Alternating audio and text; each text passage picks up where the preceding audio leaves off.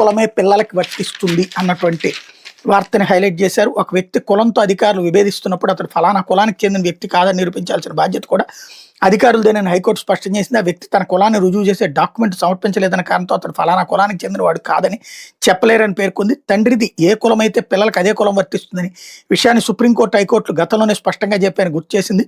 Petitioner అట్లపాకల Ramakrishna తండ్రి, నాయనమ్మ కొండకాపు కులానికి చెందిన వారనేందుకు ఆధారాలున్న భూ రికార్డు మాత్రమే ఆధారంగా చేసుకుంటూ రామకృష్ణ కొండకాపు కులానికి చెందిన వ్యక్తి కాదంటూ అధికారులు ఉత్తర్వులు ఇవ్వడానికి తప్పుపట్టింది. రామకృష్ణ కొండకాపు, ఎస్టీ కులస్తుడు కాదు, కాపు అంటూ సాంఘిక సంక్షేమ శాఖ ముఖ్య కార్యదర్శి, జిల్లా స్థాయి పరిశీలన అధికారి హోదాలో తూర్పుగోదావరి జిల్లా జాయింట్ కలెక్టర్ జారీ చేసిన ఉత్తర్వులను రద్దు చేసింది. ఈ మేరకు న్యాయమూర్తి జస్టిస్ కొనకంటి శ్రీనివాసరెడ్డి ఇటీవల తీర్పిచ్చారు.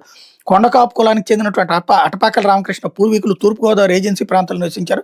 వాళ్ళు ఎస్టీగానే చలామణయ్యారు. రామకృష్ణ విద్యాభ్యాసం మొత్తం ఎస్టీగానే సాగింది. రామకృష్ణ బీఎస్సీ అగ్రికల్చర్ కోర్సు చదువుతున్న సమయంలో అధికారులు అతడు కుల ధృవీకరణపై విచారణ జరిపారు.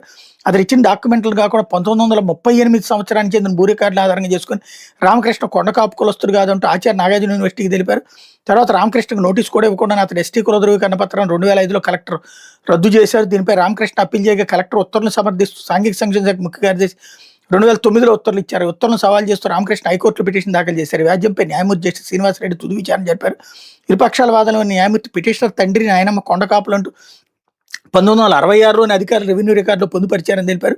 గిరిజన సంక్షేమ డిప్యూటీ కలెక్టర్ 2004లో జారీ చేసిన ఉత్తర్వులు కూడా రామకృష్ణ తండ్రి, నాయనమ్మలు గిరిజనులుగా పేర్కొన్నారని చెప్పారు. ఈ ఆధారాలను చూసిన అధికారులు పట్టించుకోకుండా కేవలం 1938 నాటి రెవెన్యూ రికార్డుల ఆధారంగా తీసుకోవడాన్ని తప్పుబట్టారు. రామకృష్ణ కుల ధృవీకరణ పత్రాన్ని రద్దు చేసి జాయింట్ కలెక్టర్ సాంఘిక సంక్షేమ శాఖ ముఖ్య కార్యదర్శి జారీ చేసిన ఉత్తర్వులు రద్దు చేశారన్నటువంటి వార్తని హైలైట్ చేశారు. లేకపోతే ప్రజా